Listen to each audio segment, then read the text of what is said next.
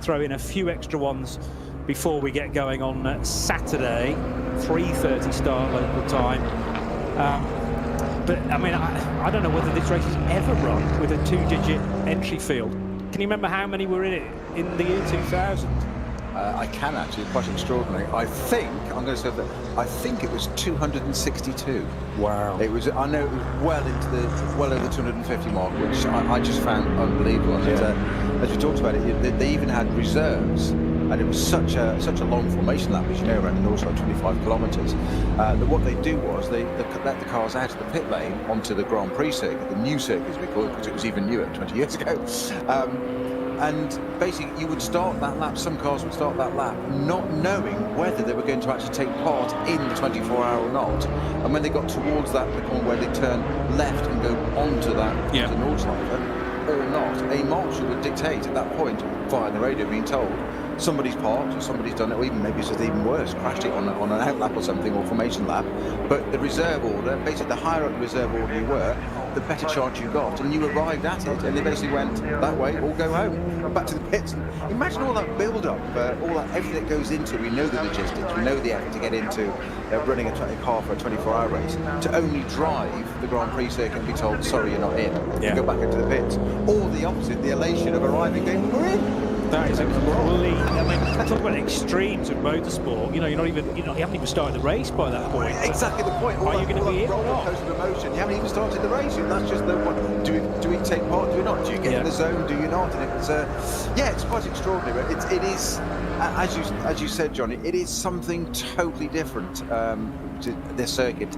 Venue, meeting, the whole thing is quite extraordinary, and that's just an example. That's from 20 years ago. Yeah. As you say, sadly, not so many cars this year. Well, that brings us quite nicely into the format for qualifying, because when you get to the end of the Grand Prix lap here at the Nürburgring, towards Hyundai Corner, as it's called this weekend, you've got you've basically got three choices. You can either stay well left and head out onto the Nordschleife to the Hatzenbach and 25 kilometres worth of racetrack. You can sit in the middle, and that allows you to negotiate the hairpin at the end of the Grand Prix track and then feed back into the Grand Prix circuit without going to the pits, and it's all carefully coned out. Or you can stay well right and head into the pit lane. What you currently can't do is head down the Dottinger Höhe through Tiergarten and head straight for the pits. You've got to do a full lap of the Grand Prix circuit before you can then gain access to the pits, and there are cones all the way down the start-finish line. So that's again something from a logistical point of view that the teams all need to be aware of. You probably find that a lot of them early on in this session just do a handful of laps around the Grand Prix circuit, make sure the car is roughly in the sweet spot, and then they will make a plunge onto the Hatzenbach. That's exactly what the 830 Hyundai N30 has done. It is Manuel Lau at the wheel of that, by the way.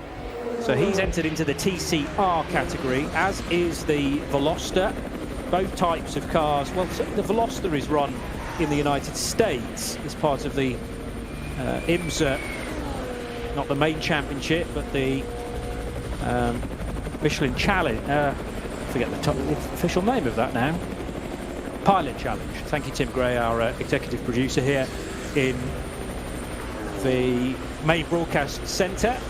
So you're listening to RS1. This is the Radio Show Limited network of channels. Johnny Palmer and Peter Snowden taking you through the opening exchanges, and very much so the opening exchanges of qualifying one. These cars will have an awful lot of time to effectively get some practice in. By the way, these three sessions do not guarantee you a place in top qualifying, though, because that's kind of already been dictated by the races we've already had. Confusingly, not by the results, but more so from the average sector times that cars have already displayed. Looks like we may have had an incident a little while ago, potentially between the 830 and the number 7 Audi R8. Was there contact there? Yes, because look, he's thinking he's going. The TCR cars, the Hyundai's thinking it's going on a different part of the circuit, and I'm amazed that Audi's got all its anti-dive planes on the front still, because that was as close as you want to be. And I can imagine the pit crew and the team managers going, it's the opening laps. We've got a whole day of racing yet. Come on, boys. There'll be conversations about that afterwards, I'm sure. There needs to be a little. Probably won't involve tea and biscuits. It needs to be a little bit of give and take, I would say, at this stage of the day. That was the number 7 car collection Audi of Milan Doncia. You recognise that surname. Milan is the younger brother of Indy Doncia.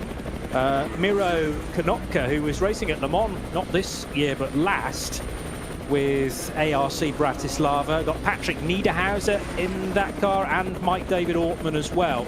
But it is a combination of 1 bronze and a couple of silvers. Niederhauser is the gold, so entered into the Pro-Am category.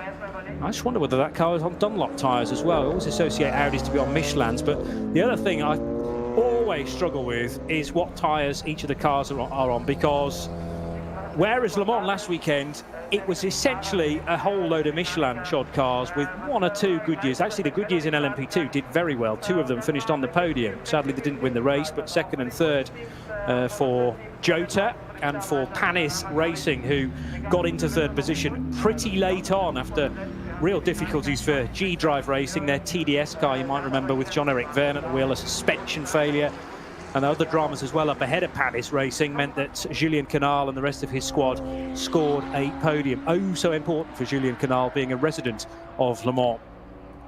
But yeah, we've got an awful lot more tyre manufacturers on show this weekend. Michelin and Dunlop certainly. Toyo tyres represented, not only on the grid, but also in entry names. Novell Racing with Toyo tyre by Ring Racing have brought a Toyota Supra to the ring this weekend, and also GT tyres. But Yokohama, I'm sure, are present, along with 1 or 2 others as well. Normally, it's a fun game to head around the paddock at the Nürburgring to tick off something like 11 or 12 different tyre suppliers. And I'm going to be interested to see, actually, how the pit stops are done. I'm fully aware that NLS have occupied or utilised this system of driving partially through the paddock. Space at a huge premium, though, this weekend. So I'm not sure whether we are going to be using that system. I mean, from a COVID-19 perspective, it seems to be the order of the weekend. But with this being a round of the World TCR Championship as well, I think is there 3 races this weekend, quite possibly. Also, the Formula 4s as well, seeing the young hot shoes come through the single-seater world. So it is a busy weekend, and paddock space at a real premium. Kleiner carousel already for one of the KCMG Porsches, and the KCMG lineup has changed a lot as well this season, this weekend I should say. The team from Hong Kong, because again Porsche have not been able to bring their full quota of works drivers with them after an outbreak of coronavirus at Le Mans within the Porsche ranks. So I will give you a recap of how we're looking from KCMG in a moment or two. Yeah, confirmation now coming through that not only have we always had more than 100 starters with the 24, but never had fewer than 100 finishers in the modern era. That's i.e. I'm trying to think of a way of doing the sort of AD Peter Snowden, because we're talking past the year 2000. I could see the wheels turn there. They were since virtually ground to a halt, the wheels in my head. Since millennium, and I was like, yes, so the race I did was the first race of the millennium. So yeah. thank you for that, mate. Yeah, no problem. ADPS, I'm going to call it. Oh. Yeah. I think you can get a cream for that. Probably so. Yeah, so I mean, it's always been a huge amount of cars and a real shame. But as I said, you know, we've got to take into account the current climate, and I'm sure we would be well north of 100 were it not for this horrible disease which has affected the whole of the world. More paddock space available, indeed, but we're still not using the Mercedes Arena because, well, that would ruin things like race distances and numbers of laps completed and whatnot. But this will be the first time with no qualification race that this version of the track has been in operation, quite possibly all year, because the NLS events have all been on the shorter Grand Prix track where you do use the Mercedes Arena and then get partially along that short straight before taking a very awkward banked right-hander So one or two cars again deciding to just exercise their cars on the Grand Prix track. No option to come off the Dottinger and straight into the pit. You've got to do a full lap. Car collection not showing any visible damage on the front left corner, despite that incredibly close call with Manuel Lauk at the first turn. So yeah, you're right about dive plane still being intact, thankfully, on the front left corner, Peter. I bet that would have got his attention there. That would have, in some ways, having got away with it, and that's probably the key to it, having got away with it, it's probably set the bar for his mindset for the weekend of you just have to be careful. Something can change in a matter of seconds in these endurance races as well, we know, let alone 24 hours. And it's not over until Sunday afternoon, and here we are talking on Thursday morning. And it's that's the whole point. Car at the top, talking of Audis, the first car at the top is Frank Stippler in the Phoenix Racing R8, an 8:18, first sort of indicative time. For a moment there, it's dropped down the order a little bit just because of the way they went out onto the grid first. But we had the Hyundai Veloster in there, up at there, about 5th or 6th. On the time. I know it's academic, but for them it'll look great. Oh, no, take a snapshot of that and sort of send it to your mum. So look where we are amongst the Lamborghinis and the Audis, etc. You know it's going to drop down the order. It is now already down to, but it's in the top 10. In fact, two of them, the 130 and the Veloster, both in the top 10 at the moment. Yeah, which is quite nice to see. Absolutely. So the interesting mix at the front there, Johnny. Audi, Porsche, Audi, Lamborghini. We should talk about three Porsches in a row. We should talk about the lineup in the number 1 car. They've got the number 1 because they were the winners last year, Phoenix Racing. Normally they would be appearing on the entry, I think it's number 4 or 6, in and around the 5. There is the 5 Phoenix Racing Audi.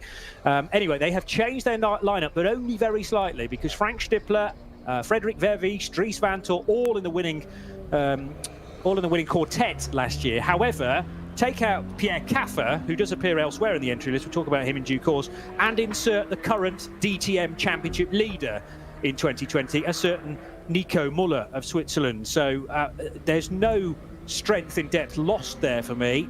Arguably, possibly, gets even stronger. 28 years old, Nico Müller, platinum-rated driver, and really excited to see how he gets on. Cool wrap for that car as well. It's sort of aquamarine colour for the number 1 machine. Not seen that on a Phoenix car before. But yes, the Porsches, sadly, there are 1 or 2 through the entry, but what we're not going to see is the car that had thought it had won last year until about a week after the race, when, yeah, the 911 Porsche had won on the road, and then I remember reading the press 7, 8 days later to say, no, there'd been a change of result, and actually Phoenix Racing had inherited it effectively. So it's a long delay, that 7 or 8 days, isn't it? I mean, we had the in I think it was round 3 of the NLS, the Octane Ferrari won on the road. Yeah. And unfortunately, then I was removed within the hour because of a most extraordinary reason. Incorrect compound on the left rear tyre, and it was one of those things, quite simply, where the manufacturer had failed to communicate to the authorities that it should be on the list. The team thought it was on the list and therefore used it and ran it, got to the end, and then it's taken away simply because, quite simply, an administrative error. Yeah. How galling is that? It wasn't illegal. There was no performance gain other than within the rules. That wasn't the problem. It wasn't nothing exceptional. But imagine all that effort of. And unfortunately, because I kept saying to Bruce that car was on for this win, and he was like, oh, I'm not sure. We went through it, and I did the told you so type thing, as we would, and I'm sure we'll do some of that over the weekend, of course, and some of our colleagues. And the moment the announcement came out, I just got a text from Bruce saying, yeah, all right, point proven. That car, of course, in the field again today, and in the 6 hour that we did just a few weeks ago with John Hindhoff and myself, that car again, a stunning performance all the way through. But it was those 2 Audi Sport cars at the end. The Ferrari had to do fuel saving, the Swiss team, on 2 octane there, bit of fuel saving on that car, and he had to slow down, and we saw sector times dropping by 20 seconds, not just a lap time, sector times, and it was very clear. And they basically had to fuel save that car to stay on the podium and let the Audis come through. And we've got 1 car already between. Somebody's a little bit of an off there. We're just going to look at it's a Cayman, isn't it? It's one of the Caymans from the category. We'll have just check on its number there. It is car number 75. Yeah. And not quite sure where he's managed to go off, but not too. I think it looks like it's just been a bit of a a grass-cutting excursion by the look of it. Well, that's one of the Johnny? SP10 cars, which is a GT4 and therefore runs to the kind of world spec of GT4.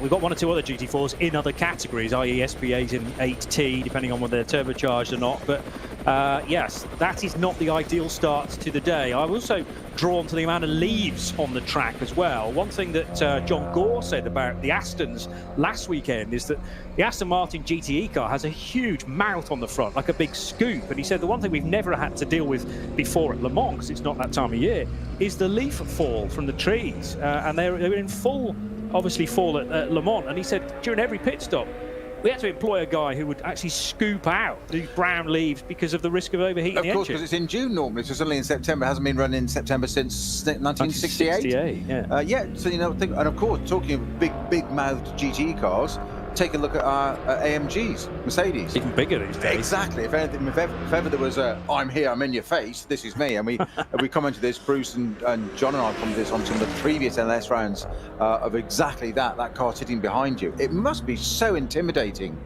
bearing down. It's like something out of Harry Potter, isn't it? Almost. Yeah. Sitting there behind you, and almost a cauldron bubbling. You've got this Mercedes there, and it's if that doesn't scare you out of the way, I don't know what does. That's true. And that's the first time I've heard of Mercedes 2020 spec being compared to Voldemort. But I like the comparison. I mean, you would hate to have one of those. I said it was going to be a long weekend. No, very good. Grunting literally into your rear view mirror there as you negotiate some of these really technical parts of the circuit. But yes, the 2020 Evo sort of body kit, and there's a few other extra bits on that Mercedes as well, have brought it on, and it looks even more menacing.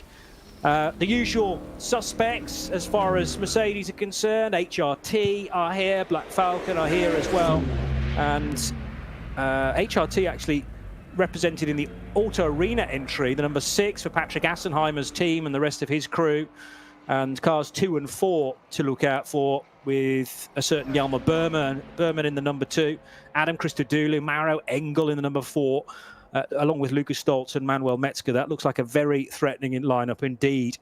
Tricky to pick who's going to come out on top. I'm going to say really between Audi and Mercedes, although BMW are desperate for a good N24 this year. They've had to wait since 2010 for their last victory, and they came perilously close. I think it was last year, possibly the year before, when their M6 looked very strong, but they all dropped away eventually.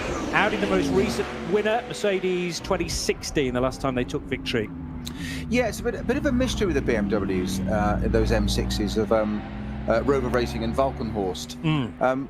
Absolutely stormed it at the beginning of NLS this year, almost unbeatable, to the point of HRT helped racing with the Mercedes. Yes, they were there, but then they had to disqualify in the first round. The Ferrari came on a little bit, but it was always about trying to beat the BMWs. Yeah. They seem to be the car to have. And then that seems to have faded away, and it's not really sure why. I don't suppose there's any, it's not quite like the world of Formula One where they bring massive aero updates every weekend and the car this weekend is different spec, etc., etc. So I don't think we're quite in those realms in the SP9 category, or any of it for that matter. Obviously a little bit more controlled further down the field, but it's, I hate to use the word flatter to deceive, but it was BMWs and who could threaten them earlier on in the beginning of the first 2 or 3 rounds, and that's kind of changed now, and they don't seem to. What was interesting in those first 2 rounds as well was that the particularly the KCMG Porsches, they didn't do so well in the dry until it got damp.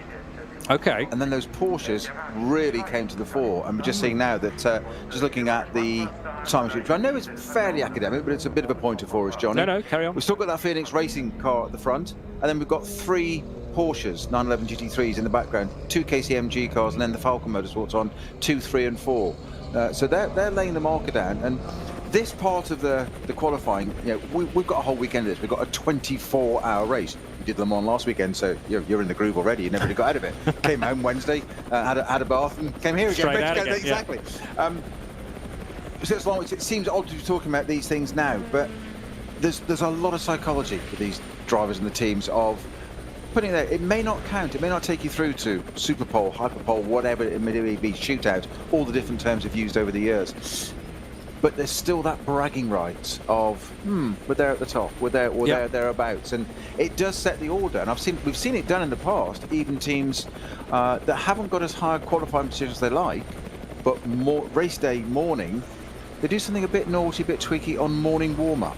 And it's totally psychological, and it's gamesmanship. It's getting inside the other person's head to the point where the team down the pit lane goes, what have they done different? And the point is, they're there thinking about you, not about them, and it's all about distracting that. And it's hilarious. We'll see this unfold over the weekend, and I know somebody who's an absolute master at spotting all that is our colleague Joe Bradley, who will be joining us for the race, because he loves all that kind of psycho stuff and whatever. So yes, he will. So you got me and Peter for today and tomorrow.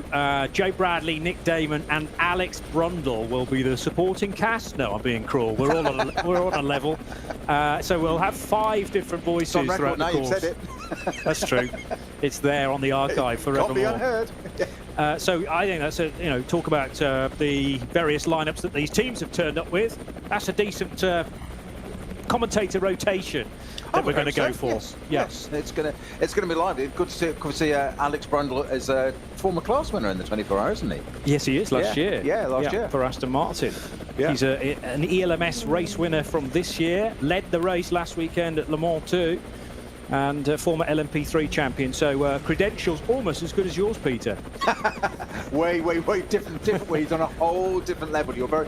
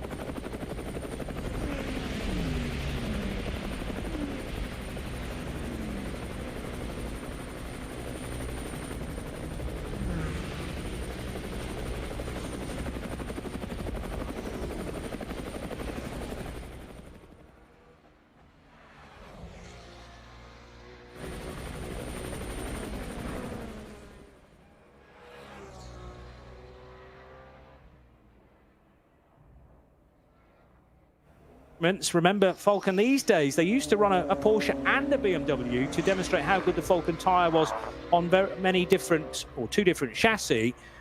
2 Porsches, though, this season. I think they've run that way all the way through the year. And in the 33, it'll be Christian Engelhardt, Sven Muller, Klaus Bachler in both cars, and Dirk Werner.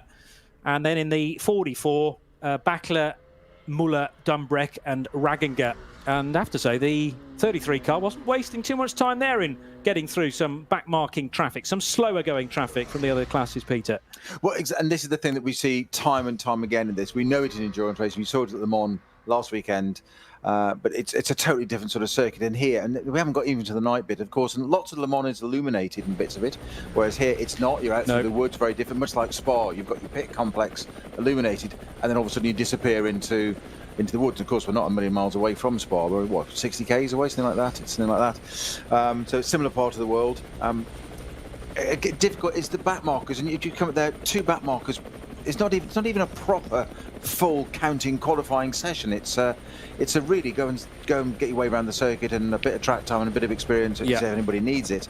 But the Falcon car there, the Sven Muller number 8 car, having to sit behind 2 of the BMWs from the Cup class for 3 or 4 corners. And he came up behind. I saw them. The 2 were battling one another. And as soon as the brake lights came on, he's got to slow down. You've got to sit there and you think, okay, through the corner, it'll be done. And they didn't. They carried on their own battle, and they get so immersed in that, and they've got every right to do that. And it is the rule and the etiquette of the racetrack. It's always the faster car's responsibility to get around the slower car. But that's when you get frustration. That's when it starts to become an issue, and you can't have that in a race. And this is just the first track action of the weekend, Johnny, and we're already seeing it.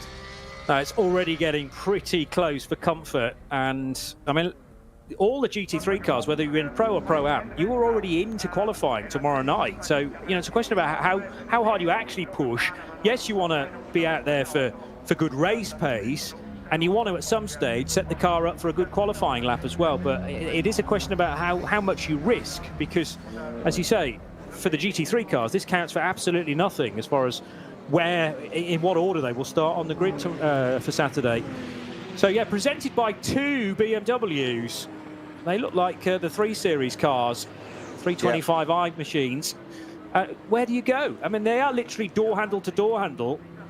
Is it the job of one to give way to the other? Not really, because you're out there trying to get good times yourself. And these guys actually are qualifying for their position on the grid. That's the whole important thing. So in some ways, it's really down to the GT3 or the SB9 Porsche there to actually back out it, because they are qualifying. It's not so important to him, but it's that age-old thing we so often say. You cannot teach or train a racing driver to drive slowly. No. You don't want to. It's not in the instinct. And almost sometimes if you did, you'd be like, well, why? But equally, it's that balance of why would you get caught up in something that minor to you? Yeah, it's important to the BMWs because they're qualifying, as you've said, but to you it's kind of irrelevant. But you've got to get in, and that's where the top drivers, we've seen it the way they think. We look at the people that are at the front there, the Timo Bernhard and those sorts of guys up at the front. That's when they go, actually, it doesn't matter. But it takes something to do that, because you're out on track, and there's a reason they became racing drivers, and it wasn't to drive Porsches slowly around the Nordschleife. No, quite the opposite. Just caught a glimpse a moment or 2 ago. Yeah, that's the engine you can hear briefly in the background of Fred Vervies. So this is the number 1 car, which is actually a much darker green than I had been led to believe from the publicity shots. Entered as Audi Sport Team Phoenix. There are 3 Phoenix Racing entries this year, but that looks incredibly strong. Fred Vervies, the older of the 2 Belgians in that car. He is gold graded, joined by Frank Stippler, Dries Van Tor, who's the other Belgian in that car, and Nico Muller, the man from Thun in Switzerland. And they run on Michelin tyres. Really smart livery, that, with a little bit of red detailing here and there, but it's principally dark green. And a real departure from what I'm used to from Phoenix Racing. It's quite a retro sort of colour scheme. Yeah. It's almost sort of 1950s, 60s Grand Prix team colours. It's quite retro. That's dare I say, haulage colours of lorries on the road. It's a bit Eddie Stobart, isn't it? We probably shouldn't say that. I suppose it's not far off that. Slightly lighter green for Eddie, but no, I see where you're coming from. We're digressing too early, aren't we? We're getting to lorries already. Yeah. Well, it's a very fast lorry. The sort of mileage they're going to be doing through Saturday and Sunday is equivalent to an articulated lorry on a standard shift. So that number 1 car now turning through the Yokohama S, as it is called. I can't sort of cease to be surprised by how tight that corner is, particularly when you've got 3 separate grids thundering their way down to that scene at 3:30 on Saturday afternoon. Let's hope they all get through. V4 BMW still very much side by side. That was the rolling roadblock that the number 33 Falcon Motorsport Porsche had to encounter a little while ago. And let's mention very briefly the young Frenchman who tops the times, Jules Gounon, again in a Phoenix Racing car. He was racing at Le Mans last weekend as well. This is a full pro entry for Kim Louis Schramm, Michele Beretta, again someone in action at Le Mans last weekend, and a certain Frank Stippler, who is in both cars, the number 1 and the number 5. Promises to be a pretty busy weekend for the German, therefore. So Gounon tops the times by almost a clear 3 seconds over Timo Bernhard and Fred Vervies. So that is Audi from Bernhardt in his Audi for KCMG. And then the number 1 Fred Vervies driven car. 21 is the, I'm right in saying, the Lamborghini Huracan. Yes, it is, of Conrad Motorsport. Franz Conrad, the Austrian, although the team now based in Germany. And Michele Di Martino, Marco Mappelli, Frank Pereira, and Axel Jeffries is the familiar lineup in that sort of turquoise and black Huracan. The only Lambo, sadly, on the grid. But sounds a lot like the Audis as they go by, because it's pretty much the same power plant. The normally aspirated 5.2 litre V10 that powers all of these 4 ringed cars too. Busy again for a blue and black Mercedes that is trying to sneak through early on in the lap. They're heading just beyond Flugplatz. And now, as they head towards Schwedenkreuz, the opportunity for that thundering GT3 car to nip by. But you've sometimes got to be so patient, especially early on after the Hatzenbach. Are you saying earlier about those AMG Mercedes and the looks of them and the sort of the Voldemort look, but also it's the sound of them? So they've got, I mean, they've got a real deep bass sound. There is something quite extraordinary about the Mercedes, and it does really make the ground shake there. The BMW indicating out of the way, very kind of there to let him through, which is very courteous. I think that kind of proves our point, doesn't it? You've got that coming up in your mirrors. That I'll just put the indicator on and keep it away. It's also, I think, the first recorded incident of an indicator working on a BMW. Is that right? Yeah. Write it down in your diary, folks. Exactly. Timestamp that one. It explodes that myth quite early on, at least. It does work. Gounon at the top. When I think of Gounon, I think, of course, Mr. Jean-Marc Gounon. Well, it's very his dad. Yeah, exactly. That's you're showing my age. You're doing it again. So I think Gounon. He's going well still. Then I realise. Well, what about Mr. Delatraz at Le Mans last year? Did you have the same feeling? Yes. You're racing against him as well. Okay. Yes, a long time ago. And Mr. Dumas as well, when he was they won the 2003 Spa 24 Hour in a Porsche, which was the NGT class, and they shouldn't have won it. And it was Ortelli, Dumas, and I'm going to have to look up who the third driver was now. 2003, somebody's going to tell us straight away, aren't they? And it was from the NGT category, and it rained 20 out of 24 hours on a biblical sense. Wow. And an NGT car, and won it, and they won it. I think it was car number 50 or 51. How sad is that? These things just stick in your mind, though, don't they? You don't have to learn them. They just... Yeah, when you're beaten by a car from a lower category, it told you everything about how they ran. It hurts even now, I think it was a Freisinger run car, I think it was. Okay. I'm going to have to look it up now, aren't I? By all means. Before somebody corrects us. By all means.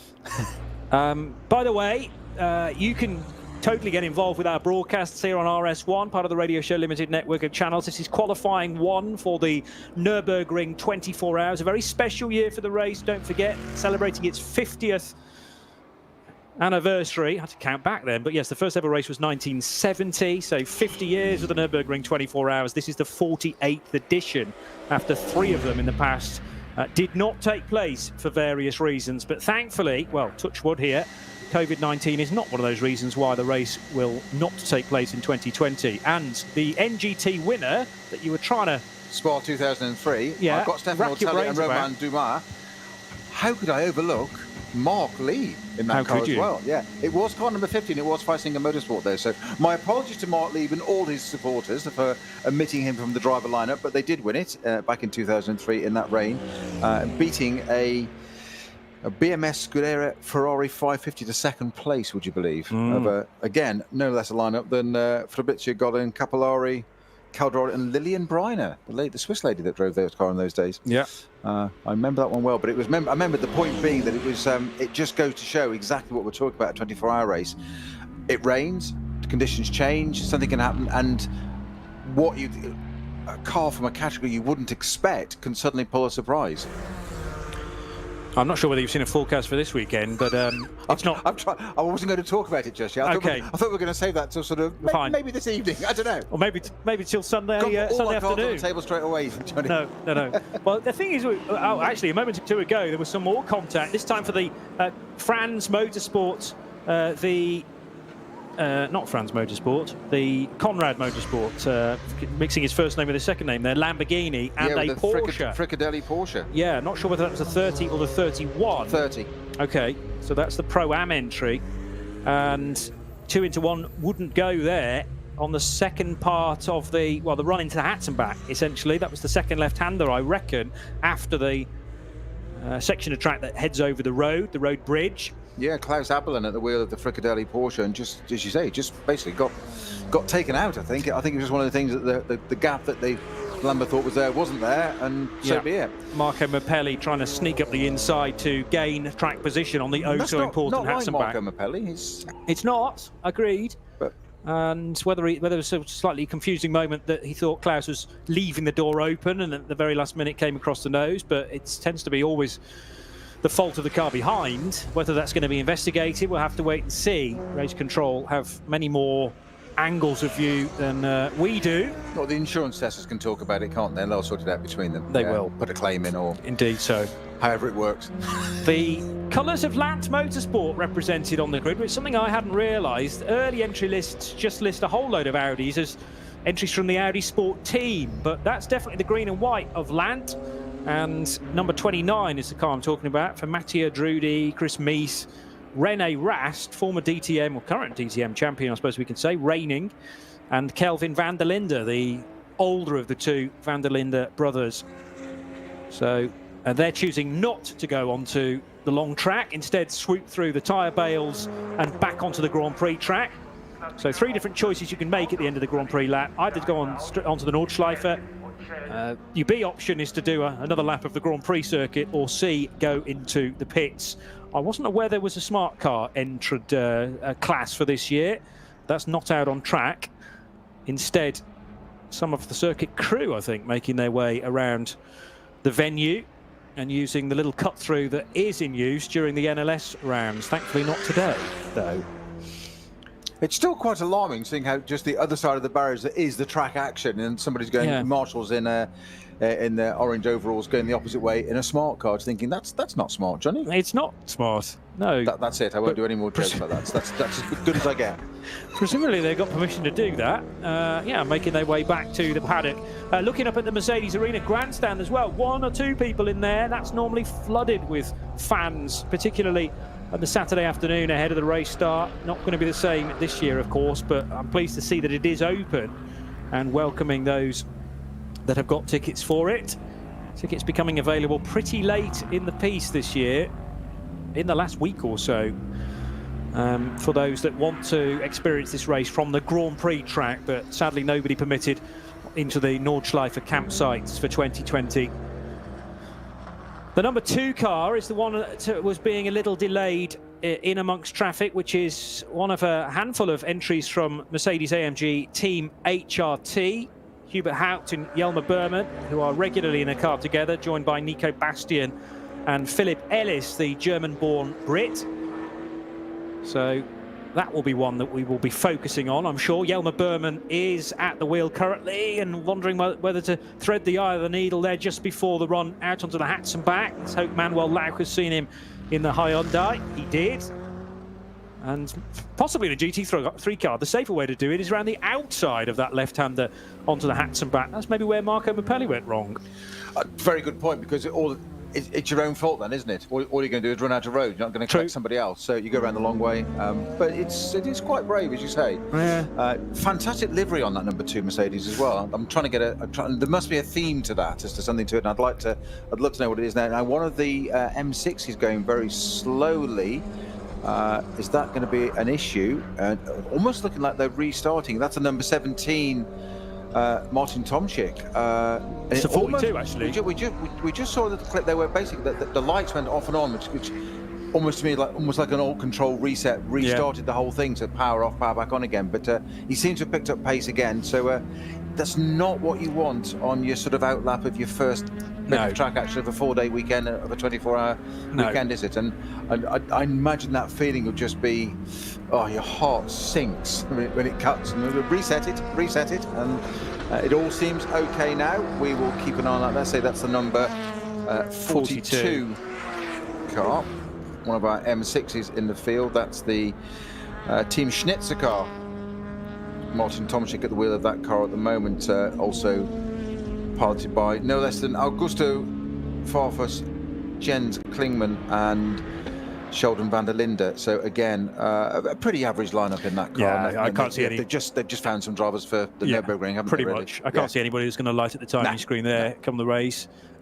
Interestingly, that's the first car on the list for top qualifying 2 tomorrow. There are 13 cars already into the second bit of the shootout, effectively, and 42 is there as the first car. So I think they must have earned that probably from NLS 1, and as I say, it's not from results, it's from lap or sector times actually.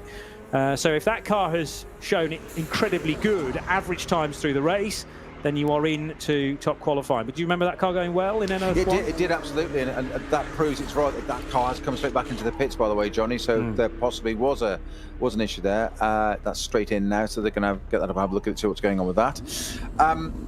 Yeah, it's kind of a bit like Indy qualifying, isn't it? It's not really where you finish the race. You might have won it last year, so it's what pace you can set that month of May. It's like the thing about the Nürburgring, because it is such an extraordinary circuit. Let's not lose sight of this. It's 170 corners. Just think that in one lap. 170 corners in one lap. It's obviously BMW's moment now, because the Rover racing car into the pits as well. Number 99 car. And you almost got to stop and think about that, because we take it as read, because we do this all the time. We think Le Mans 24 hours, and you talk to people outside of our industry and they say, what do you mean the car what's a 24-hour race, or when do you rest? And like, well, they don't. The drivers do. You have a rotation of drivers, mechanics don't, and the car has to go all the way through. And it's this idea of race a car for a day, literally twice around the clock, away you go, here we go. And it's 170 corners on one lap. We're talking 8-minute laps here. Yeah. Whereas normally, and this is what we were saying, John and I were saying this last time at the 6-hour round with NLS 5. It has such an effect on strategy and people and what you do, fuel strategy, vital in endurance racing.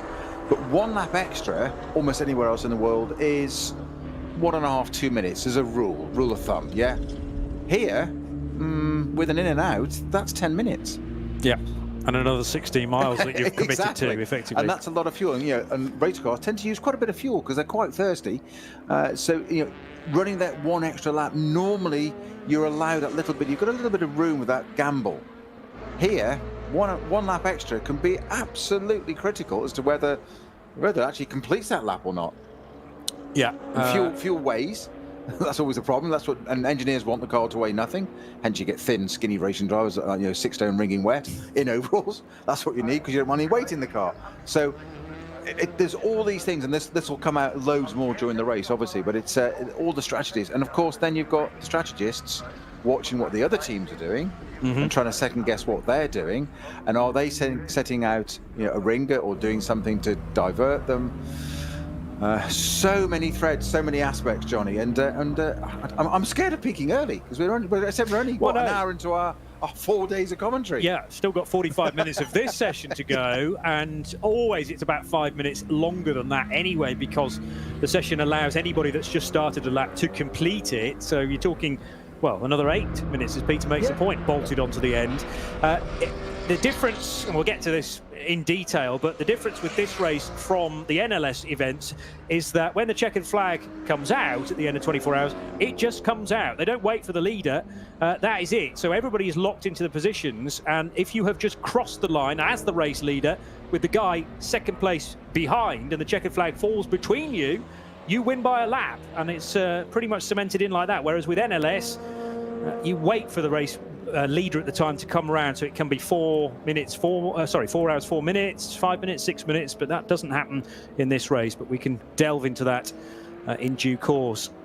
The other thing that's active this weekend is the very quick motorcycle chicane, rather than the one that you may well be used to from Grand Prix of old and the DTM races here as well, where it's a much harder stop and a proper 90-degree left and right. It is a high-speed chicane in use this weekend, and the cones that tell you where the apex is tend not to last too long for the first couple of laps. I'm amazed they're still there, to be honest. I know, they're doing well. I know most sort of touring car and GT drivers that I know of would get those shifted and gone straight away. There's certainly the likes of Bradley Ellis and stuff in their day. Yes.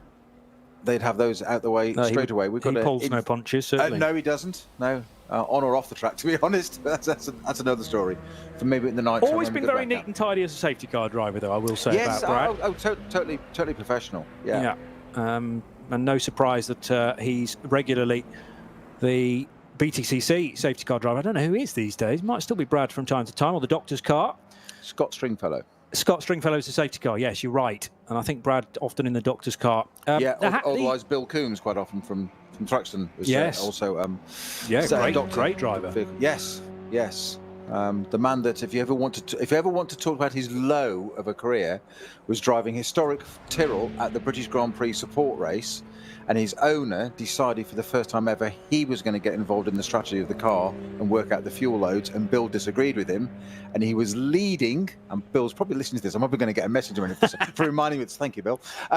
He was leading the British Grand Prix historic Formula One support race. No. If ever there's a race to win, you haven't won the British Grand Prix, but you are at that event, and it ran out on the last lap.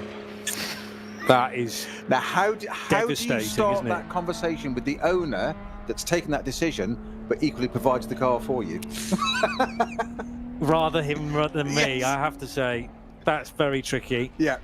So every time you see Bill, you make sure he doesn't forget that, do you? Absolutely. He does exactly the same. Fair enough. Yeah. As long as you both know where you stand. Yes, I think they call it banter. But sometimes outsiders might not get it, and it's quite different in motorsport. I think that's what you do. You pick out the bit that's going to wind somebody up and focus on it.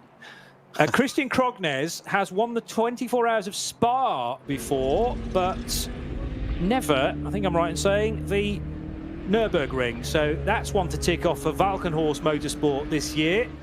And Christian, a really impressive driver, just keeps getting better and better from Norway. He's 30 years old now, and joined by David Pittard, Mikkel Jensen. Mikkel Jensen, who was in an LMP2 last weekend and very nearly came away with a podium, were it not for Jean-Eric Vergne's suspension failure at Indianapolis, of all places. Thankfully, Jean-Eric Vergne did get the car stopped in time short of the tyre wall, but Mikkel Jensen could have got himself a podium in his first LMP2 entry. That wasn't to be. And they are joined by young South African driver Jordan Pepper in the Valkenhorst Motorsport BMW. They are also confirmed for the second bit of top qualifying tomorrow. As I said, there are 13 cars already in.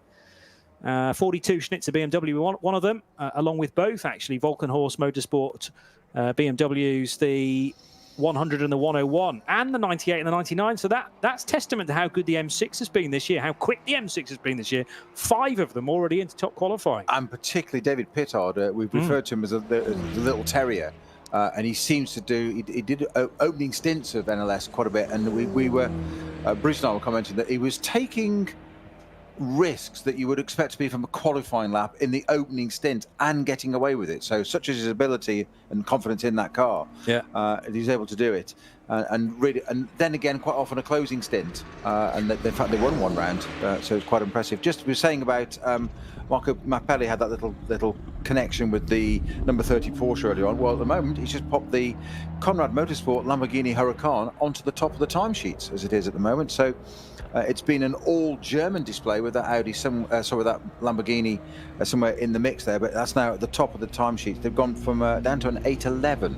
Okay. Bear in mind that Gunon, which is in second place, the Phoenix Audi, was on an 815. So it's quite a chunk out. It is. And there, it's all relative. I'm not going to get too excited about it, but it is happening on the time scheme in front of us. Marco Mappelli in the pits with the Lamborghini now, so he's done his lap. Currently, we're looking at Lamborghini, Audi, Mercedes, Porsche, Audi, Mercedes. Quite a mix up there at the front. Conrad Motorsport, Phoenix, Team HRT, KCMG, and amongst the mix, Audi Sport Team, languishing, Viviche almost. I'm going to say languishing in 5th for the moment. It is somewhat academic because we say it's not, and it's a 24-hour race as well. It doesn't really matter. I've often wondered actually from a point of view of driving, all this pressure and emphasis on qualifying well and whatever. It's not really about the time as long as you're not way off the pace because it's a 24-hour race. The biggest advantage I always thought as a driver being at the pointy end of the grid of a long race was you're clear of all the traffic. you can get out there, and the further the less you've got to deal with cars in front of you. If you're midfield or further down, once you get to sort of 10th, 15th, and we know only too well, what have we got turn 1 here at Germany? We've seen it all season long in NLS. Some people have got away with it, some people haven't. We've already seen one bit where the anti-dive planes we thought would be flying up in the air in carbon only just got away with it. I think it would have needed a feeler gauge to get between those two, because that was as close as you could probably get. But it's not just academic. Pole position doesn't really matter. No. But it does psychologically, and it does for clear track ahead of you. And obviously it does if you've won it, because then you can write all the headlines. Audi, Mercedes, BMW, Porsche can say we were pole position at the Nürburgring. But I know what you're saying. Yeah. Everybody forgets by the end of the race, Sunday afternoon, who was on pole position. Yeah. And it is literally for bragging rights, it would seem. Yeah, Friday night into Saturday. It's done, isn't it? It's forgotten. But at this point today, we haven't got that far. Say we've got some 37 minutes of this first session of track activity to go still. It is a Lamborghini, the Conrad Motorsport car, at the top of the timesheets. Currently was pedalled by Marco Mappelli. It's currently in the pits. Gounon is on the provisional front row, as it were, in the Jules Gounon in the Phoenix Racing Audi R8. Some nearly 4 seconds adrift, actually, in times. As I said, it was quite a big jump that for the Mappelli. I'm sure times will come down. I would predict, I wouldn't be at all surprised if we get into qualifyings of well under the 8.10s, probably at 8.8s, I'd have thought. We might get down to. We'll see. Year's pole. I'm going to risk it now, and I've said it now. No. Very good. Johnny's now writing that down. That this time I said that, and he's going to come back. You have taken into account. He's actually going to do it now. He really is going to write it down now. He's going to hold it back at me. I've got highlighters in my bag, so if you need to just go on this point you said. You have taken into account the longer track we're on, haven't you, as well, this weekend? Yeah. Good, that's all right. Yeah, I'm just looking relevant to the 8.11 there. I'm giving it real time. 8:10.9 was last year's pole position time. Now, I'm trying to rack my brains to work out what weather conditions we had. It was late in the day. That session was sort of 5:30, 6 o'clock, I think. And they were only given 2 laps each, bear in mind. So, but then a clear track out front. And what month was that? And that would be in... That was August? May. Okay. No, it wasn't. It was it was a week after. It was a week after Le Mans. So it was June. It was late June. June. Late June.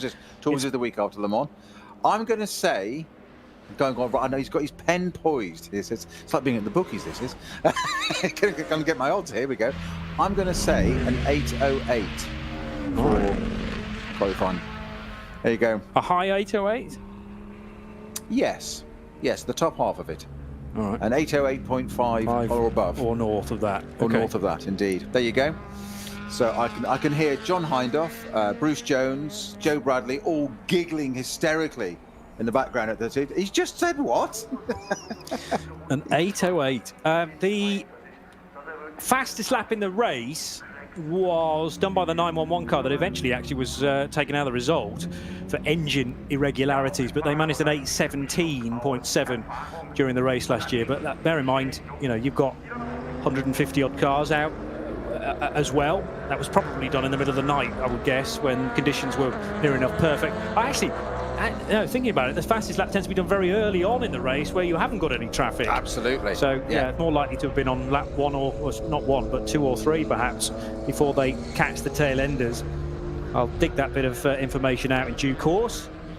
The 119 car is one of the 2 Toyota Altises, I think I'm right in saying. This is the team from Thailand, and 119 is joined by the 120 machine. So Toyota Corolla Altises for the Toyota Gazoo Racing. So basically the same establishment. Spin on the Grand Prix track for the Mustang. The Mustang, the zebra liveried Mustang, and it's. I'm thinking I think that might be an engine failure because that is smoking, and I think it's possibly spun on its own oil. That's number 67 Mustang GT of Oliver Sprungman. It's facing the wrong way, and there's an awful lot of smoke billowing out from the engine bay, the front-engined Mustang there, and there's even evidence of stuff on the track. I suspect that car has lunched itself and potentially spun on its own oil. Indeed, Sprungman's getting out of that car, and that may not be taking much part for Brett. I would suggest possibly not today. No, We've got a big gap. I think you're probably right. 5:30 before we're on again today. Yes.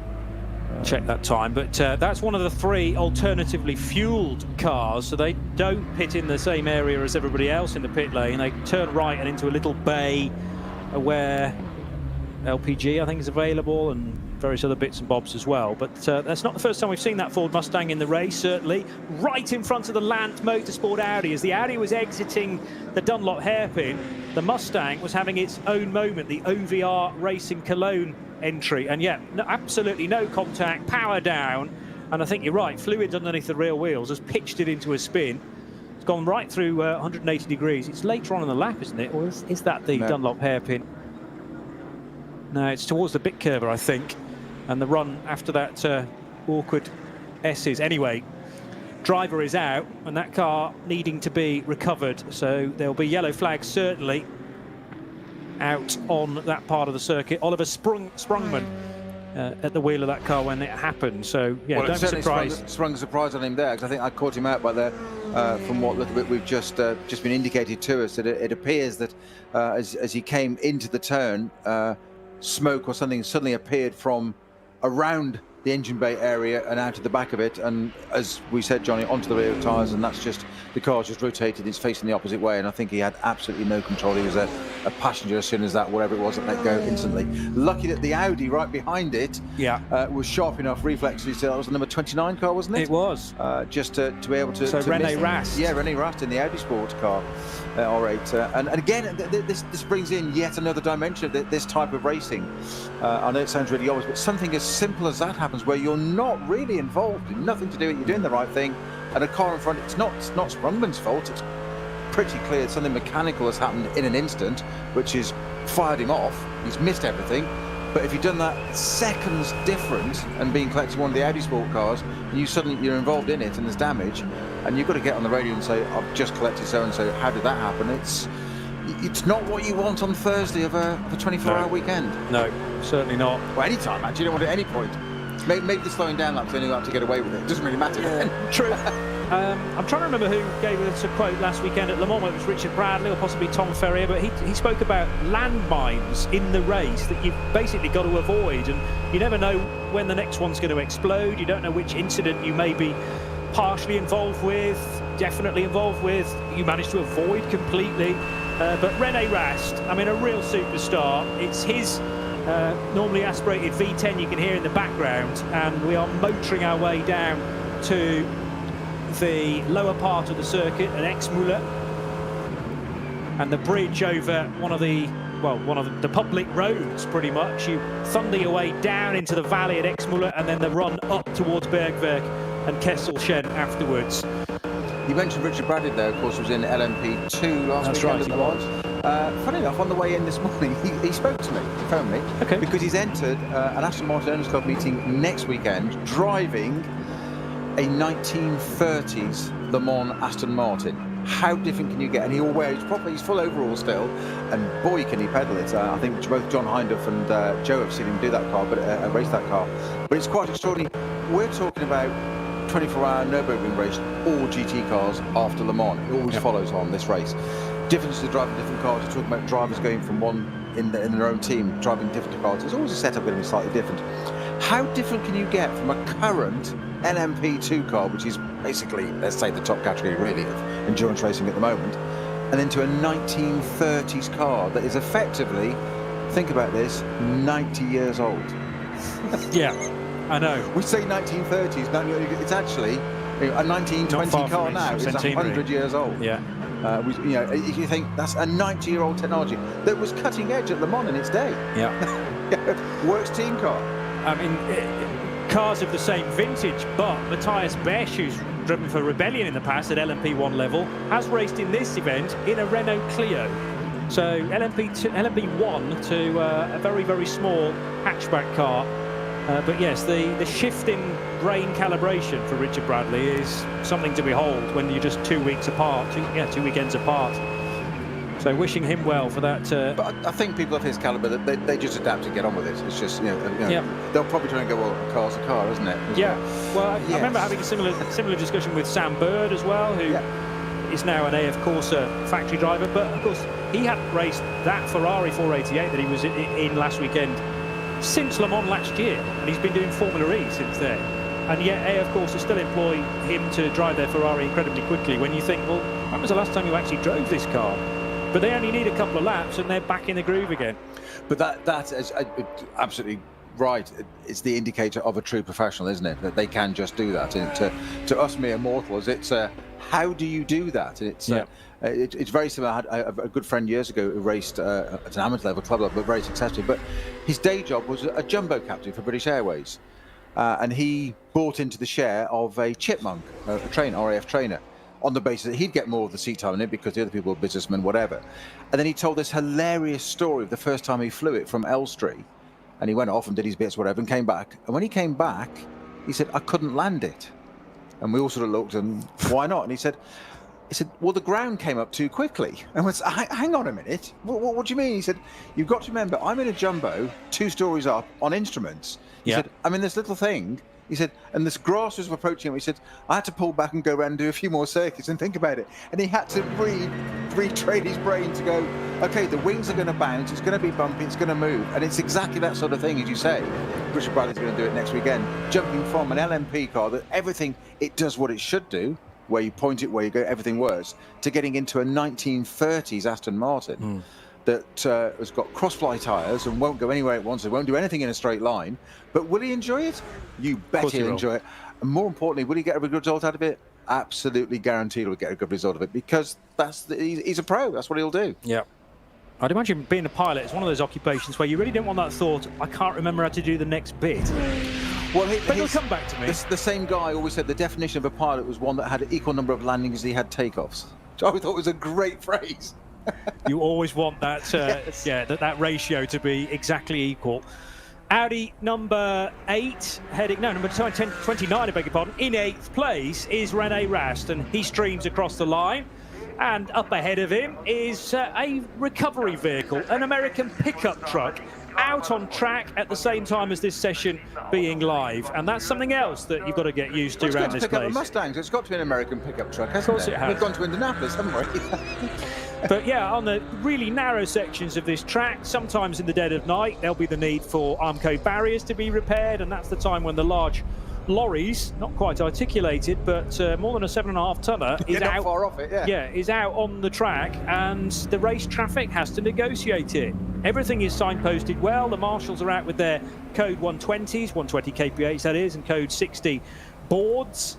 Yellow flags, double waved yellows, and there's no real excuse for not knowing what's going on. It's just nothing else quite like this is done in the motorsport world, unless you're in an LLS race or the Nürburgring 24 hours. More evidence of that leaf fall in the grille on the nose of the Abalon-sponsored Porsche from Fricadelli, so that must be the number 30 car of... it's not, I beg your pardon. So Abalon carried on both 30 and 31. I thought that was going to be our big help to tell the 2 different cars apart, but not this year. So 31 is the fully pro-entered machine, 30 is the Pro-Am, and the cars are no different. It's just purely down to your driver makeup. And there was another car as well in that queue. Oh yeah, one of the Rover racing BMWs with an awful lot of leaves in the grille too. So the team will be wary of that, and engine temperature feeding their way back up from the Dunlop hairpin and through the really fast sweepers. That initial left and right after the hairpin is so quick, and then you do have to leap on the brakes for the tighter left and right a bit further up the hill.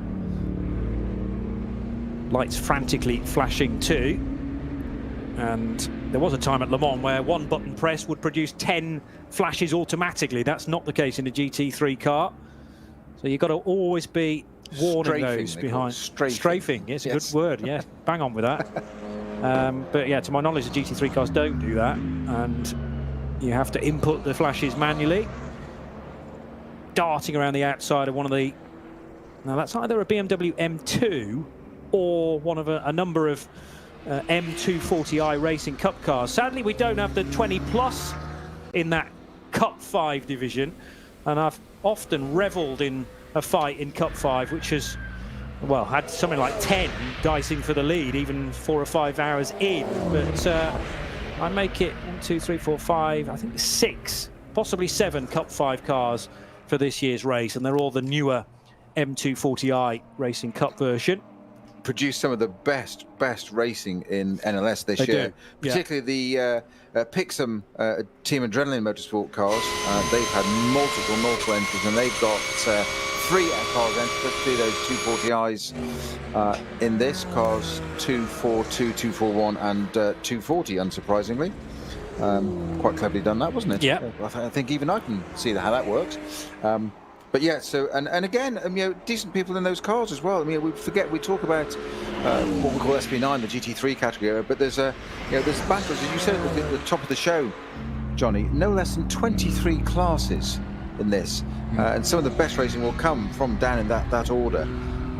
We've got all sorts of different things. Of course, lower spec Audis and stuff further on down there. Your S3s, Bonk Motorsport, Team Sword got in the Rennsport. Pixum, as we mentioned, Team Adrenaline with their 3 M240i versions.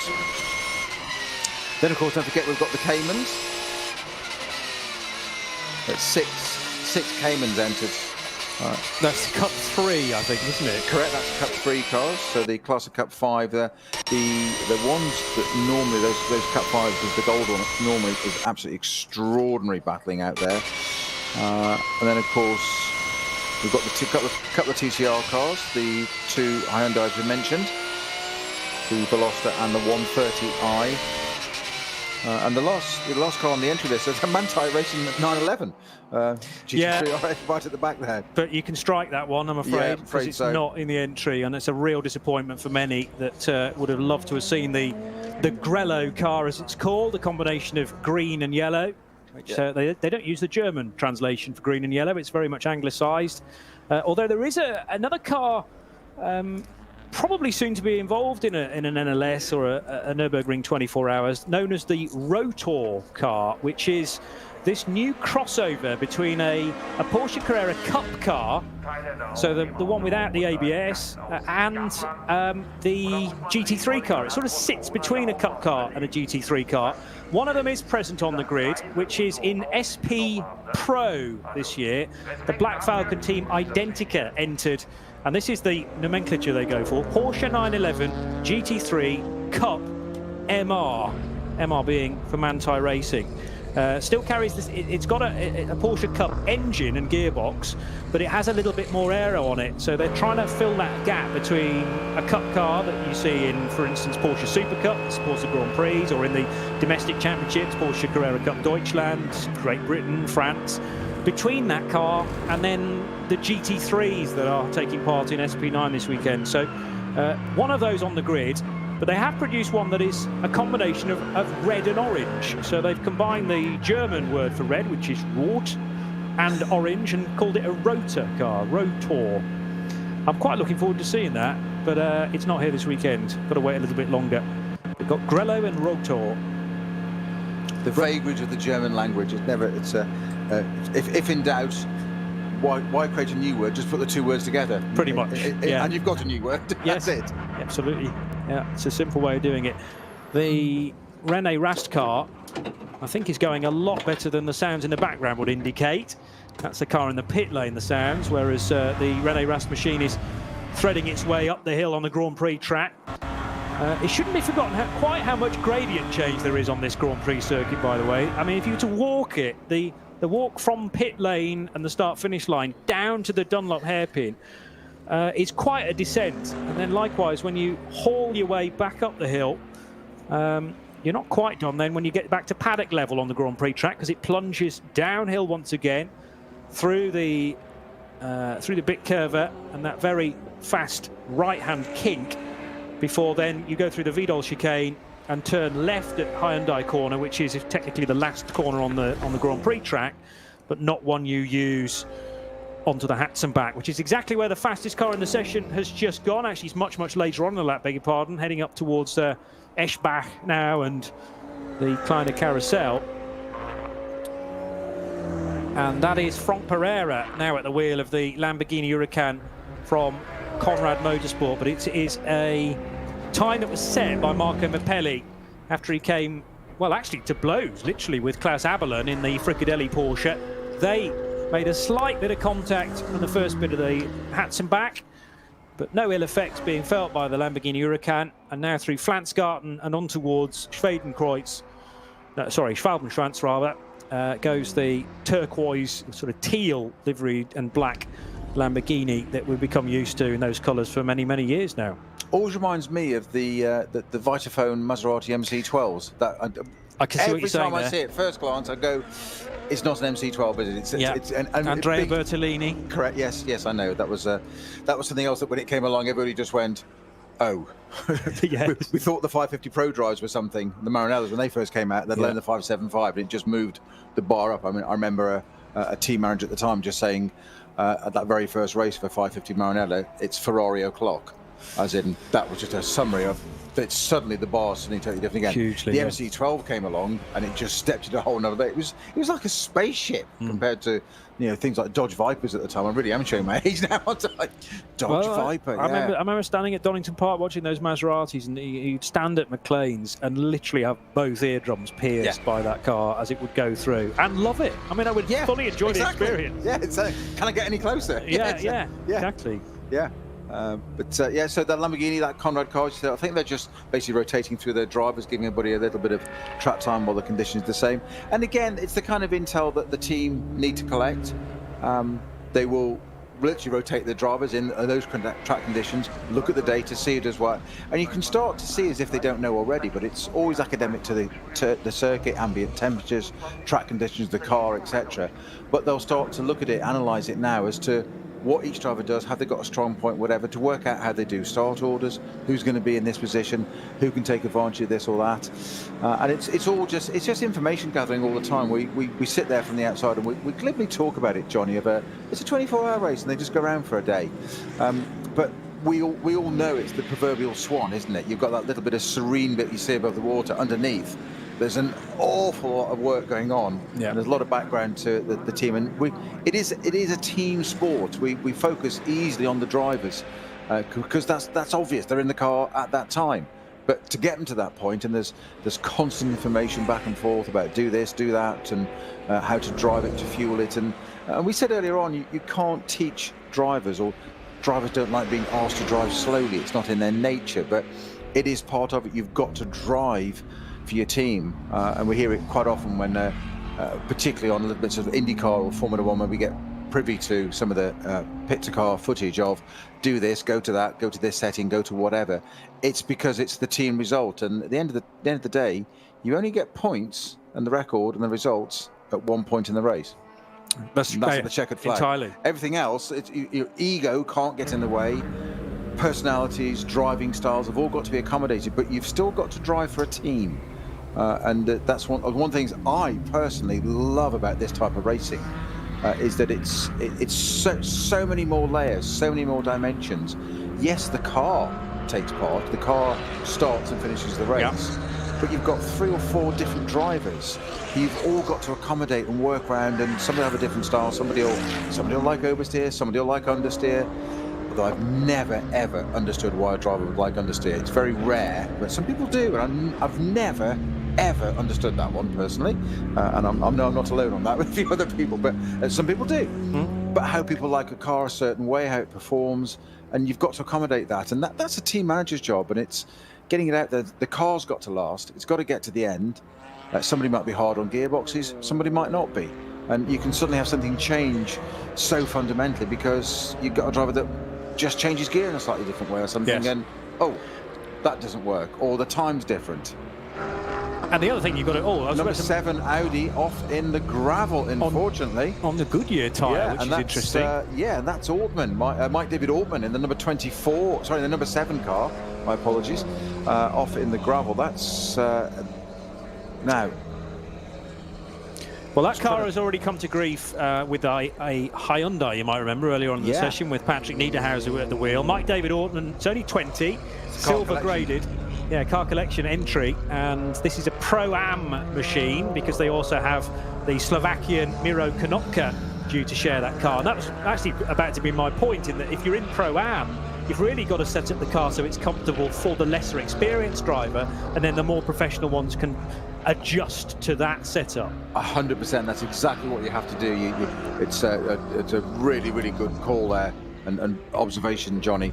That's exactly what you've got to do. It's almost like the army marches to the pace of its slowest man. Yeah. The rest have to do it. We've seen it earlier in the season with some of the Mercedes drives, and just you do have to go. You've got your amateur driver to the best of their ability, and then you've got your pro driver. Well, that's their job, and they should be able to adapt more. But shame to see something rotated in the gravel there. I'm not sure whether it's been tipped or spun around. The Rover BMW coming out of the pits as well. That's going back in. That was out for a little while. The car we were talking about a bit earlier. But just a shame to see a car off in the gravel there. But no apparent damage. You can't see the other side of it, but it looks like it's okay. So I'm guessing it may well just have rotated under its own steam or lack of steam or something, or locked up and swapped ends. Let's hope there's nothing more severe than that. It is going to be removed as we speak. Obviously yellow flags for that session. That's not down at the hairpin, is it? That's a bit. No, it's not. It's that's the where run the Mustang downhill. went off, is it? Now, just wonder. Well, it's a bit too late now. It is where the Mustang went up, a bit further around the corner. But I couldn't have thought. I just thought for a minute, could there be any fluke? But there's been too much of a gap. Too many cars have gone over it since. I'm never sure I was fully conclusive with where the Mustang spun. Actually, I was still trying to work that out. Okay, so that's actually the run down the hill. There's also something going on, by the way, on the exit of the Caracciolo, the carousel, the proper carousel, which is the really tight left-hander with the inside line being concrete paving slabs. And there's a code 120 set up there into a code 60 with the treble 1 car, it looks like, stopped out on circuit. Treble 1 is an entry from Cup X, which is for the KTM Crossbows. 2 Teichmann Racing entered cars in that division, and it's the treble 1 car of Georg Greisemann, Reinhard Koffler and Mike Ronnefarth who drive that. And the new driver, I didn't think they would be doing the race with just 3, so need to get a first name for Mr. or Herr Volter, but Volter at the wheel and the car going nowhere quickly. What I can't tell you at this stage is whether it's made contact with the Armco barrier or not, but it means that there is currently a slow zone past that scene, no overtaking, and everybody probably being filtered into, well, single file, maybe dual file past there, and then as soon as they get just before Power Act, back to full race speed again. Yeah, just a little bit of a sight of the number 19 car out on, sorry, number 11 car out on track at the moment. I'll get it right in a minute, 25, my apologies. 25 car, I'll get the 3 attempts, we got there eventually. I was so busy, actually, I'm trying to get the driver's name. This is one of Bruce's absolute favourites, and this is for Bruce, in case he's listening. We're going to give it a go, but Lorenzo Rocco de Torre-Padula. That's perfect. And I know Bruce absolutely loves that, and he's clipped public schoolboy accent. So that's my 1 attempt, Bruce, if you're listening. Johnny's recorded that for you. We're going to send it to you on a soundbite. Yeah, no problem. It's there for you. And of course, I expect the correction of the enunciation to be returned very quickly from Bruce. I don't think there was any correction needed there at all. You've clearly practiced that all week. I've heard it a few times because he does, whenever the car's there, Bruce is like, you can see it comes out, he sort of puffs himself around Napoleon, and here we go. It's Rocco. It's a Lorenzo moment, isn't it? That was Tim knows what I mean. That was a bit like me last weekend with Vutakorn Intrafuvasak, who was the Thai driver. I didn't quite get that, sorry. No, I'm not saying it again. No chance. So You're wise to me already. The car collection Audi on the Goodyear Eagles, which is good to see. I'm not sure whether we've had GT3 cars on Goodyears in recent years. Goodyear now very much back as far as the British Touring Car Championship is concerned, and at Le Mans as well. So, of course, because they just bought out Dunlop, haven't they? So yes. Goodyear is Dunlop now. Yeah, it's done from a marketing perspective because the Dunlop franchise around the world, believe it or not, is not the same. So Dunlop in Europe, in Germany, is not the same Dunlop you will find in Australia, whereas Goodyear is definitely a global brand. So the parent company, Goodyear, they've decided to continue on with their very much involvement in sports car racing, but with American brand Goodyear instead, which is a shame for someone born in Birmingham and brought up in the Black Country. The Birmingham brand Dunlop no longer present, but I'm sure that won't be the way of things forever. Just 9 minutes to go. So you've lost the accent then? It's still there, mate. Underneath. Just about. It's all right, mate. All right, mate. Where do you come from? We've got two commentators on at once here with strong ties from the West Midlands. And you know, at the Nürburgring last year, we had Nick Yellerly from Birmingham, Adam Christodoulou from Lichfield, and me. So we managed to get 3 of us on all at once without anybody noticing, which was a big surprise. Anyway, the helicopter chopper rotor blades in the background indicate that hopefully we'll be able to call the race from a great height through the course of this weekend as well. Only 8.5 minutes left in this session. This was 90 minutes before we started. It has gone very quickly indeed. And I wonder whether the incident out of the carousel can be... Yes, that is the treble 1 KTM crossbow from Teichmann Racing. So just seems to be parked at the side of the track. It hasn't gone off. Doesn't look like there's any damage. The Mustang being recovered now. That's just been taken away. We knew all about that anyway. The 109 Mustang GT. That the so one of the alternative fuel powered cars. Yeah, there. it runs in AT, which is alternative fuel. They ain't doing any running at the moment because sadly not. Sort of something went in that engine. But the KTM just appears to have stopped at the side of the track, and there's no obvious tire marks or damage or anything, any trail, any evidence of it having gone off. I think it's just I'm guessing, second guessing, we never know until we get the full answer, but maybe a mechanical failure, and it's just parked at the side of the track. I'm hearing it might be Reinhard Volta in the KTM, one of 2 Teichmann Racing cars, as Michele Beretta now out in the number 5 Phoenix Racing car, running in 2nd place in this first qualifying session of the weekend. Remember, there is no room on the timetable for free practice. We had, well over an hour of free practice last year for the equivalent race. That was run at the end of June. Also, the weekend after the 24 Hours of Le Mans. But it sort of depends on where this race fits in the year. It's normally as close to a German bank holiday as possible. Sometimes Ascension Day, sometimes other days as well. A very impressive livery for the Hella Padgett Ferrari. This is another 488 with the turbocharged engine, hence the very large intakes just in front of the rear wheel arches. And car 16, Hella Padgett Racing 1 for Christian Kohlhaas, Nikolai Rogivu, Stefan Kohler. And I'm unsure as to a 4th driver there, but there will be one. It's just there wasn't one on an initial entry list. But that being an SP9 Pro-Am car, that is eligible to take part in top qualifying 1 tomorrow. And haven't fully explained the qualifying for tomorrow night, but basically it's a session for 17 cars, 18 cars I think it is, gunning for the top 4 positions. And if you finish in the top 4 in top qualifying 1, that ensures your entry into qualifying 2, where there are just 4 places up for grabs alongside 13 cars that have already cemented their place. So we'll have 17 cars in top qualifying 2 tomorrow afternoon/evening. Beautiful conditions right now at the Nürburgring, both on the Grand Prix circuit and the Nordschleife. The Eiffel Mountains in the distance make this a picture-perfect, picture postcard day. Just a question of how long we can hang on to this good weather, because it's the Nürburgring and there's always going to be a little bit of rain, you would think, during the race. But we were saying that Le Mans was going to be held in near biblical conditions. Actually, the rain never arrived last weekend. The forecast got where the rain was just pushed further and further back, and eventually it rained Sunday night, I think, and completely missed the race itself. So could we be in a similar situation in Germany? 5 minutes to go. Axel Jeffries takes charge of the 21 Lamborghini Huracan that tops the times. Nearly 4 seconds is the gap from the Phoenix Racing Audi. Jules Gounon setting the time, but now Michele Beretta is at the wheel with Adam Christodoulou mentioning the Midlanders. He now gets into the Mercedes number 4 of HRT, and that car is currently in 3rd position ahead of Newman to KCMG, Jörg Bergmeister getting a very late call-up indeed, and Dries Vanthoor, the younger brother of Laurens. Laurens not permitted to be... Well, actually, Laurens Vanthoor wasn't at Le Mans, was he? But I don't think...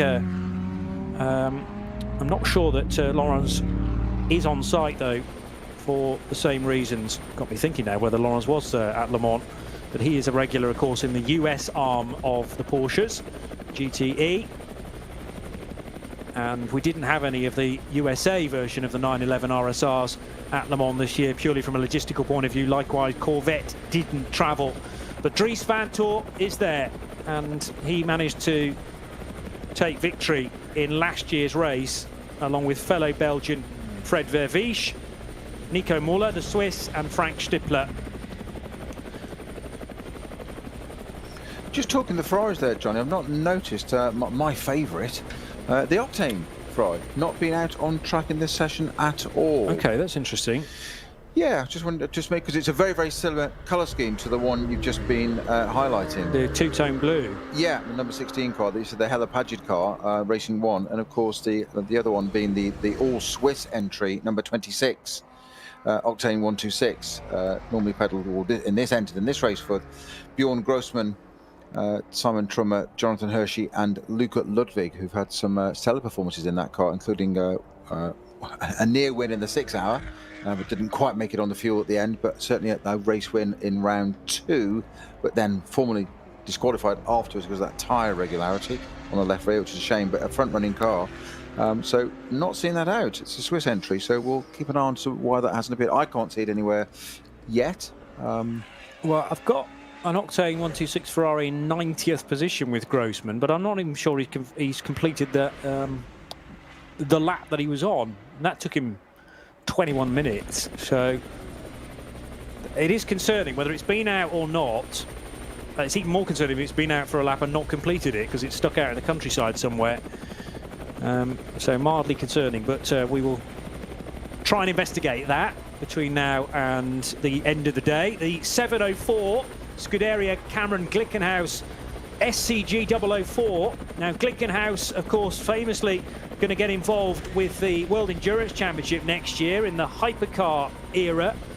And Jim Glickenhaus, who is a wonderful character, has had one of his cars on pole position in this event in the past, but never managed to get the win. Is there an opportunity with the 704 machine this year? Is eligible for top qualifying, runs his car 704, but not in SP9. It's an SPX car because it's not strictly a GT3 machine. Well, hoping for a better run in the 24 hour than he had in the 6 hour a few weeks ago, where it had a huge fire issue in qualifying, then rebuilt it and got the car out, and they just, I think they just had the amount of damage done from a fire. There's always going to be collateral damage. They did an extraordinary job to get the car into the race, but being pedalled by no less than Richard Westbrook at the moment. Yes. A man of, to us Brits, of Porsche fame, really. Yes. Amongst other things, but that's how I was racing with Aston Martin last weekend, and they bagged themselves a podium and sealed the Manufacturers' Championship with Nicky Thiem and Marco Sorensen. But yeah, I mean, you think about the cars that Richard Westbrook has raced through the years. Porsche, and I remember the days when he was in the Carrera Cup GB with Damien Faulkner and all the others, Tim Harvey.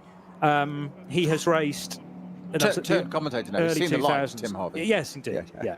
Is he a better commentator than driver? Questionable. Oh, I know Tim. So I'll ask him next time I see him. But Westbrook, long time with Corvette, so knowledge of front-engine cars. Now with Aston, racing an Audi in this race, and the Glickenhaus. I mean, think about the number of race overalls he must have back at base in, well, at least in both London. Cars he's racing a mid-engine in this one, so you're not going from the front to a rear, so not too much to adapt for the old brain there for him. But yeah, you take part in the Nürburgring 24-hour race, and you're not content with doing that. You've got to drive 2 different cars in it. Yeah, that's just greedy, isn't it? It is a little bit, yeah. So let's just make sure you're aware of the car that Westy is in the from the Audi perspective. It's the 14 Phoenix racing car. Mike Rockenfeller joining him in that. But as you say, he's also in the driving lineup for Jim Glickenhaus's team in the SCG. The clock has disappeared in the corner of our screen, and that means that time is up. But if you are on a lap, you've started a quick one, you will be allowed to finish it. So that's what I mean about potentially this session running on for another 8 minutes or so. One of the first cars to cross the line is a BMW M240i Racing Cup car. And much discussion down at Mercedes. I heard Adam Christodoulou having a chat with Maro Engel and his other teammates, Luca Stoltz and Manuel Metzger, about the Code 120 that was out just after the carousel proper.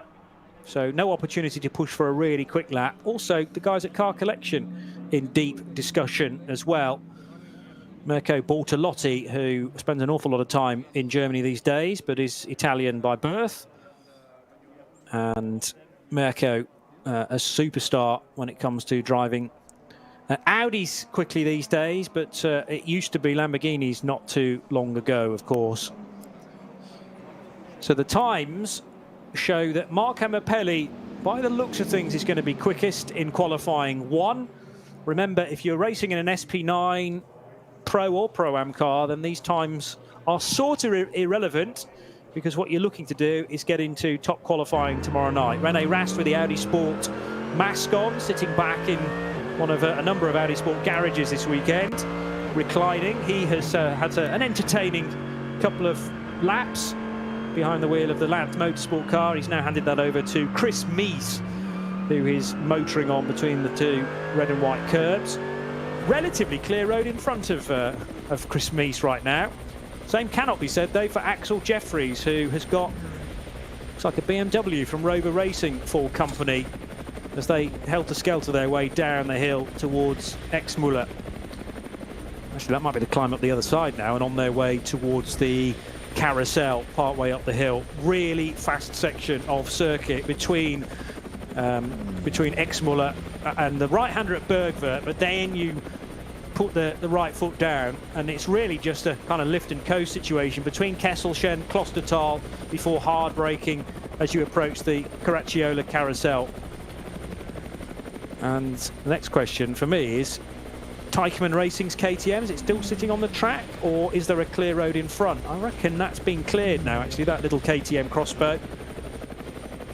And yes, the opportunity to pick up the pace and head through the right-handers. I noticed that the positional numbers as you look at the car, top left-hand corner of the windscreen, flashing and blue. That's normally to indicate that it's one of the quick cars wanting to get by.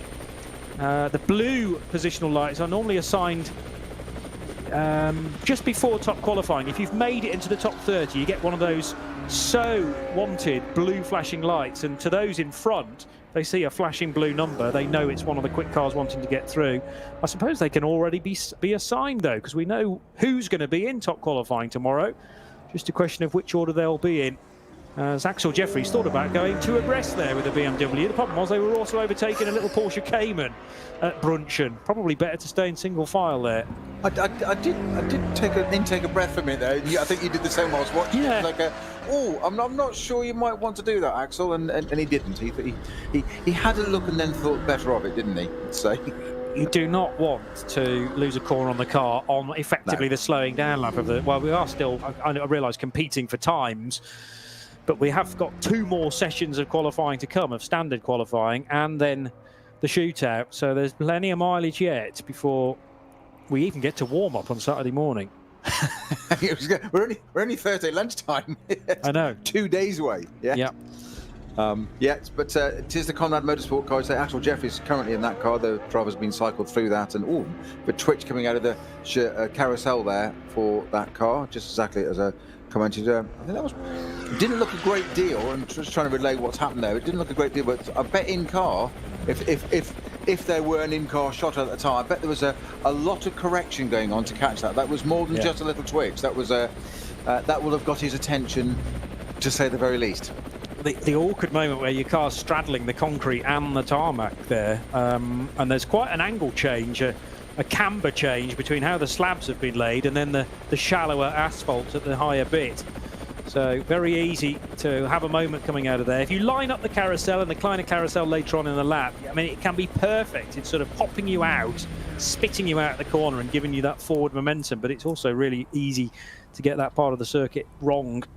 It's about being precise, and that's exactly it. As you say, the entry to it and all the way through it is easy. As you say, it's that bit, that camber change, when it suddenly comes out, and it says, as you said, it either pops you out to a good lap or it spits you off, or it spits you into an error, and that's the problem. And it can be a matter of centimetres different to do that. Certainly in these big GT cars, and you've got to be a little bit careful. They're still, I think they've just started. Are they starting another lap? They will have got the checkered flag that time by, so they will. What they will do is go round. Ooh, another big wiggle from Jeffries. Yeah. Not the thing to be doing now that you really aren't competing for a lap time, because this will just be a slowing down lap of the Grand Prix circuit. That's why I asked you the question, Johnny, because the pace of them didn't look to me as if they were on a slowing down lap. And that's exactly why I asked. Are you sure? Because it looks like there's still a little bit of a rivalry, shall we say, for want of a better word, going on between these two at the moment. And exactly as you said there, why would you want to do that on a slowing down lap? It's discretion, better part of valor, and all that. And just back out of it, boys. It's 2 days before the race starts. Yep. Yeah. 2 days from now, the race won't have started.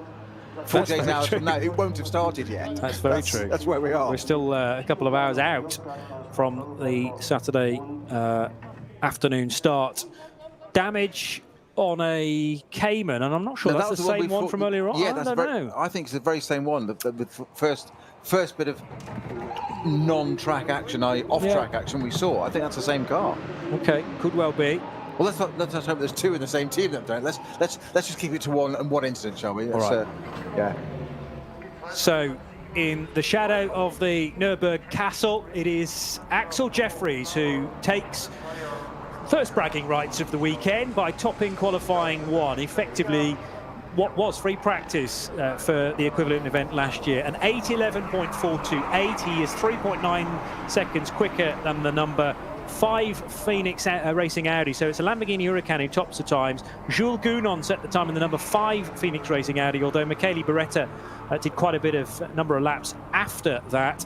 4th position for Adam Christodoulou's Mercedes, and I probably think it was Adam who set the time. Maro Engel, not sure he even got into the number 4 at any point there, but we can check on that later on.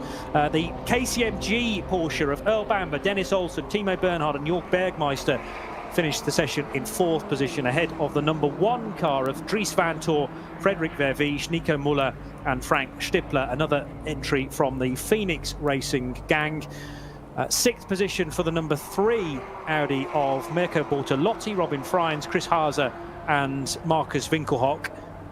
And then the 22 and the 29 cars, they are a Mercedes and an Audi respectively from 10Q Racing, and the Audi Sport Team car from Lant Motorsport, number 29. Renaud Rast did a number of laps in that session, and Christopher Mies finished things off. 9th position to the number 2 Mercedes HRT entry, Philip Ellis, the last to be at the wheel of that. And Jordan Pepper got some time in the 101 car, which is the Valkenhorst BMW M6 he shares with Mikkel Jensen, David Pittard and Christian Cronjes. And I'm wondering whether I might be able to whip through some of the cars that topped the classes. SPX sort of lumped in with SP9. It's a one-car class, but 24th position for the Scuderia Cameron Glickenhaus 004. SP8T was topped by the Valkenhorst BMW M4 GT4. That's obviously had something done to it, which means it can't run in SP10, which is the kosher GT4 category. 1 or 2 extra bits of aero, quite possibly, or a change to the ECU, and it runs in SP8T instead, as does the sister car from Valkenhorst that finished 2nd in the class. Cup X was topped by the Treble 11, despite it having dramas in the session and slowing down just after the carousel. 111 does finish the best. In Cup 3, it is Steve Brooks. Yes, that's Steve Brooks, who featured at Le Mans last year. One or two journalists and websites uncovering the fact that that is actually Philippe Hazebrook, who's been to Le Mans a number of times and I think has raced in this event as well, but now known as Steve Brooks, car 301.